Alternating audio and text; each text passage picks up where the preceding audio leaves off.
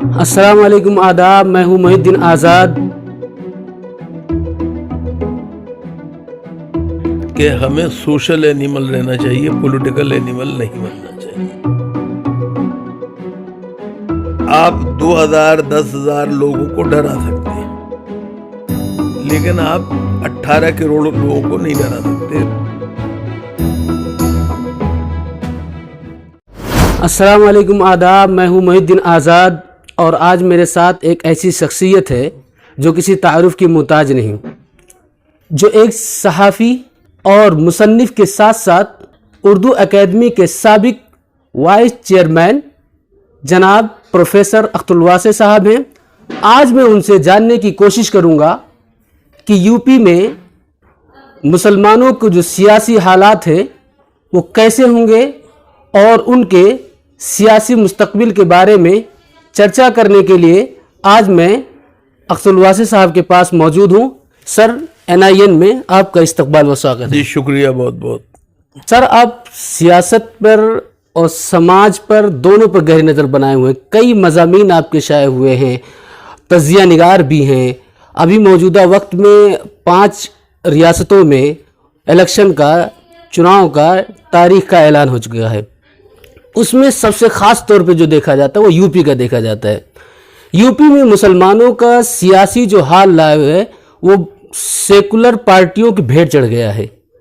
آپ کیا کہنا چاہیں گے موجودہ وقت میں یو پی کے خصوصی طور پر مسلمانوں کے سیاسی حالت کے سلسلے میں؟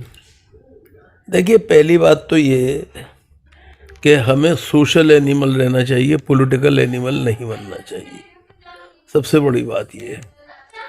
لیکن سیکولر ڈیموکریسی جو ہے اس کو مضبوط بنانے کے لیے ہم جو بھی کوششیں کر سکتے ہیں وہ بھی ہمیں کرنی چاہیے.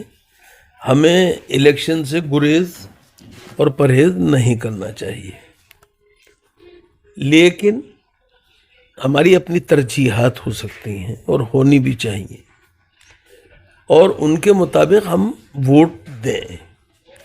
بلا وجہ کا شور و غوغا کرنا، بلا وجہ لوگوں کو اپنا دشمن بنانا، اور معلوم یہ ہوا کہ جسے کہتے ہیں آنکھ بند کر کے کسی کے پیچھے چلے جانا، یا آنکھ بند کر کے کسی کے پیچھے پڑ جانا، دونوں باتوں سے ہمیں پرہیز کرنا چاہیے. میں نے پہلے کا ترجیحات آپ کی ہونی چاہیے، میں منع نہیں کر رہا ہوں، لیکن ضروری نہیں ہے کہ وہ شور و غوغا کی صورت اختیار کریں.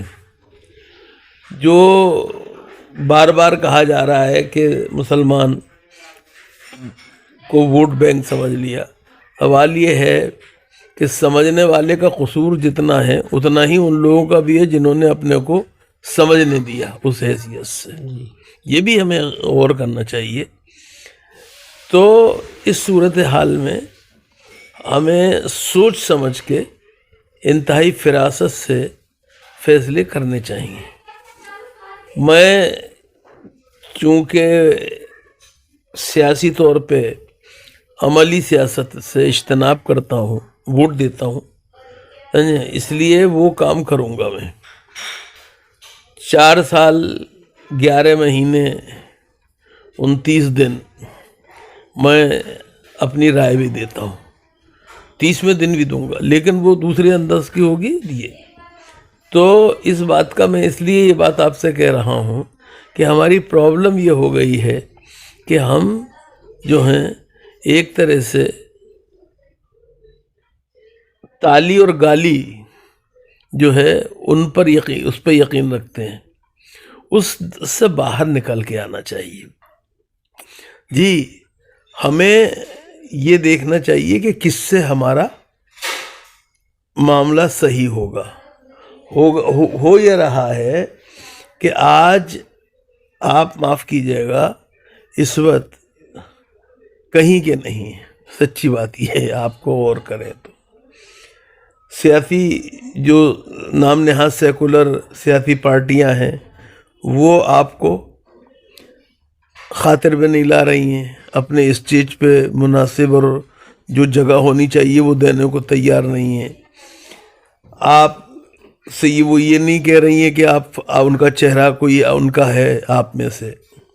تو اس ساری صورتحال کو، اور ظاہری بات ہے کہ جو لوگ کے جن کے جو آپ کے مخالف ہیں اور آپ جن کے مخالف ہیں کھل کے، وہ تو علیحدہ رہے. میں تو ان کی بات کر رہا ہوں کہ جن کے لیے کہ آپ نے سب کچھ کیا ہے، بقول شاعر کے کہ مرے تھے جن کے لیے وہ رہے وضو کرتے. تو اس صورتحال سے مسلمانوں کو خود سنجیدگی سے، اور یہ 7 جو مرحلوں میں یو پی میں الیکشن ہوگا، اس کا فائدہ اٹھانا چاہیے. ایک ہی دن میں ایک اگر پوری ریاست میں ہو رہا ہوتا تو آپ کے پاس بہت زیادہ مواقع نہیں ہوتے، لیکن اب آپ کے پاس 7 مواقع ہیں جی. اور چھوٹی چھوٹی پاکٹس میں آپ بڑا رول ادا کر سکتے ہیں، وہ آپ کو کرنا چاہیے. فی الحال سیاست میں یا قیادت میں حصے داری کی بات چل رہی ہے، اور کچھ پارٹیاں جو ہیں وہ یہ چاہ رہی ہیں کہ اس بار ہماری جو ہے پوری کی حصے داری ہوگی، اور اس کے لے کر کافی زیادہ چیزیں بھی دیکھی جا رہی ہیں، لوگوں کے رجحان بھی دیکھے جا رہے ہیں. تو کیا حصے داری مل پانا ہندوستان میں مسلمانوں کا یہ ممکن ہے؟ نہیں، کیوں نہیں ممکن ہے. سوال یہ کہ آپ کس طرح سے حکمت عملی طے کرتے ہیں، اور اب پہلے آپ کو خود احتسابی کے عمل سے گزرنا ہوگا. آپ کو بنیادی طور پہ اپنے تعلقات پہ غور کرنا ہوگا. ایک بات کا خیال رکھیے، جمہوریت کے اندر اپنی اپنی یونٹ کی مسجد علیحدہ نہیں چل سکتی، یہ بالکل صاف سمجھ لیجیے. آپ کو دوسرے کا ووٹ چاہیے اور دوسرے کو آپ کا ووٹ چاہیے. تو یہ اشتراک باہمی جو ہے، یہ باہمی لین دین جو ہے، اس کو کسی طرح سے آپ کو کوئی بہتر شکل دینی ہوگی. ابھی آپ نے جہاں سے بات شروع کی تھی کہ حصے داری کی بات کر رہے ہیں اور یہ کر رہے ہیں، میں ان لوگوں میں سے نہیں ہوں جو کسی مخصوص سیاسی جماعت یا سیاسی جماعتوں کے خلاف ہوں. میری نظر میں جو جمہوریت میں یقین رکھتا ہے اسے الیکشن میں حصہ لینے کا حق ہے. فیصلہ عوام کریں گے کہ کون کہاں کھڑا ہے اور کون کس کو کتنا پسند کرتا ہے. تو ہمیں اس کے لیے کوئی برا نہیں ماننا چاہیے، اور لوگوں کو ایک طرح سے الیکشن میں حصہ لے کر جو ہے اپنا رول جو ہے اس کو ادا کرنا چاہیے، مثبت طور پہ ادا کرنا چاہیے. اگر آپ الیکشن میں حصہ نہیں لیتے ہیں تو اس کا مطلب یہ ہے کہ آپ سیکولر جمہوریت پہ یقین نہیں رکھتے ہیں. تو کم سے کم جو لوگ کہ الیکشن میں حصہ لے رہے ہیں، حصے داری کی بات کر رہے ہیں، وہ آپ سے بھیک کی بات نہیں کر رہے ہیں. اور میں ہمیشہ سے ایک بات کہتا رہا ہوں کہ ہمیں بھیک نہیں، بھاگے داری ہی چاہیے. ہمیں رعایت نہیں، شرکت ہی چاہیے. جو مسلمانوں کی نئی نسل ہے وہ اس ملک کی تعمیر و ترقی میں اپنا حصہ ادا کرنا چاہتی ہے، اپنا رول ادا کرنا چاہتی ہے، اور اس کو وہ موقع ملنا چاہیے. سر، ابھی آپ نے جمہوریت کی بات کی. ایک ہفتے کے بعد 26 جنوری آنے والی ہے، اور اس میں جمہوریت میں سب کو جمہوری طور پر رہنے، سہنے اور بولنے چالنے کا حق ہے.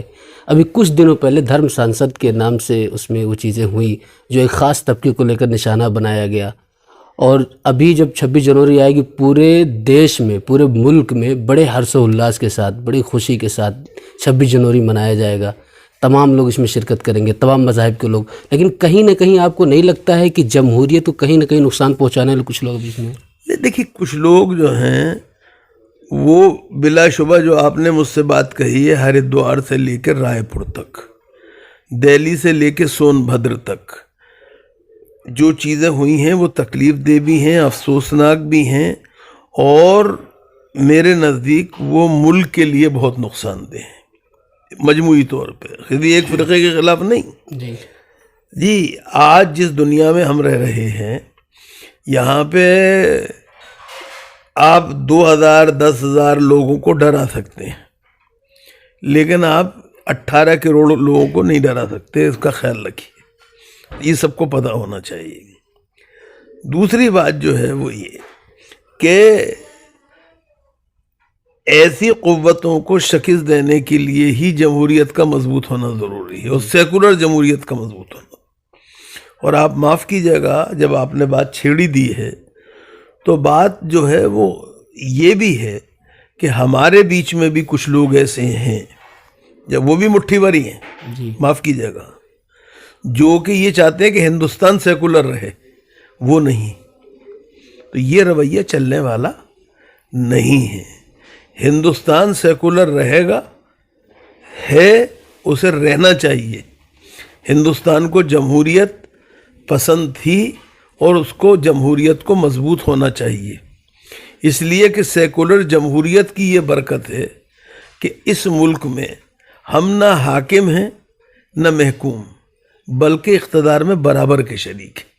جی سوال یہ ہے کہ ہمیں یہ دیکھنا چاہیے کہ ہندوستان میں اس کے باوجود کہ شکایتیں ہو سکتی ہیں، مگر اس کے باوجود ہمیں یہ ماننا چاہیے کہ ہم بہت سے نام نہاد مسلم دیشوں کے مقابلے ہندوستان میں بہتر پوزیشن میں ہیں۔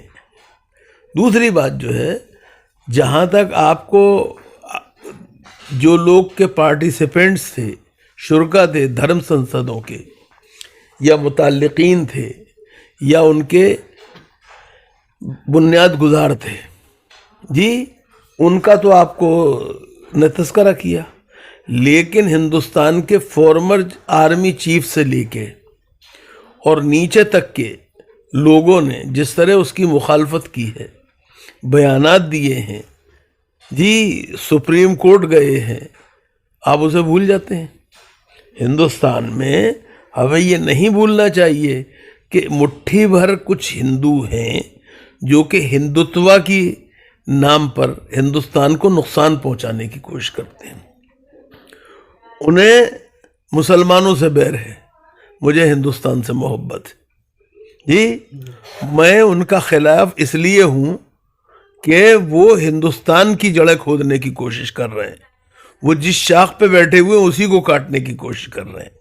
لیکن مجھے یہ بھی ماننا چاہیے کہ جو آئی اے ایم کے بچے ہیں وہ اس کی مخالفت کر رہے ہیں۔ جی مجھے یہ اس بات کو دیکھنا چاہیے کہ جو وکلا ہیں ان کی بڑی تعداد نے سپریم کورٹ میں ایک عرضی داخل کی ہے۔ مجھے اس بات پہ نہیں بھولنا چاہیے، مجھے اس بات کو کہ کس طرح سے دنیا بھر کے اندر اس پر ریئیکشن آ رہے ہیں سامنے۔ ہمیں ایک بات مان کے چلنی چاہیے، اور وہ مسلمانوں کو لازمی طور پہ، کہ اس ملک کا کہ ہندوؤں کی غالب ترین اکثریت ابھی بھی سیکولر ہے۔ آپ نے ابھی کہا کہ سیکولر ہے اور اکثریت ہے، اس میں کوئی شک نہیں، مٹھی بھر لوگ ہیں دونوں طرف سے جتنے بھی اس طرح نفرتی چیزیں والی ہوتی ہیں۔ موجودہ وقت میں کیا سیکولر پارٹیاں نہیں ہیں یا سیکولر نیتا نہیں، یا سیکولر نیتا ہے سیکولر پارٹیاں نہیں؟ دیکھیے مجھے ایک بات سنیے، مجھے پارٹی وارٹیوں کوئی وہ نہیں ہے۔ ہندوستانی سماج سیکولر رہنا چاہیے، اصل چیز سماج ہے۔ اگر عوام سیکولر ہوں گے اور ان کی غالب ترین اکثریت سیکولر ہوگی تو سیاسی پارٹیاں بھی اپنے ایجنڈے بدلنے پہ مجبور ہوں گی۔ اس بات کو ہمیشہ خیال رکھیے، آپ اس بات کو پیش نظر رکھیے کہ جو الیکشن میں نتائج سامنے آتے ہیں وہ ہمارے اور آپ کی اس کے نتیجے میں آتے ہیں۔ جی کیا وجہ ہے؟ ایک بات آپ سے پوچھتا ہوں میں دیکھیے صاف بات ہے، میں دفاعی اس میں نہیں ہوں، نہ میں کیا میں معاف کیجیے گا عذر خواہی میں لگا ہوا ہوں، لیکن ایک بات ہے، میں آپ سے پوچھتا ہوں، آپ نوجوان ہیں، کیا وجہ ہے کہ مسلمانوں کا اس ملک کے ہندوؤں سے کوئی اس وقت سرگرم مکالمہ جاری نہیں ہے تاکہ غلط فہمیاں دور ہوں؟ جی اس کے لیے پہلے ضروری کیا ہے؟ معاف کیجیے گا، پہلے ضروری یہ ہے کہ خود مسلمانوں کے اندر اتحاد اور اتفاق ہو۔ آپ عقیدے آپ کے علیحدہ علیحدہ ہو سکتے ہیں، مسلک علیحدہ علیحدہ ہو سکتے ہیں، مذاہب فقہی آپ علیحدہ علیحدہ وہ پابندی کیجئے، لیکن جان کے معاملے میں، مال کے معاملے میں، عزت کے معاملے میں، آبرو کے معاملے میں اپنی عورتوں کی عصمت کی حفاظت کے نام پر، اپنے بچوں کے مستقبل کو بہتر بنانے کے لیے، تو آپ میں اتحاد اور اتفاق ہونا چاہیے جی۔ اب ہمارے یہاں اللہ کے لیے مسجدیں نہیں بنائی جاتی ہیں، ہمارے لیے دیوبند و بریلی کے لیے مسجدیں بنائی جاتی ہیں، معاف کیجیے گا، یہ ایک صورتحال ہے۔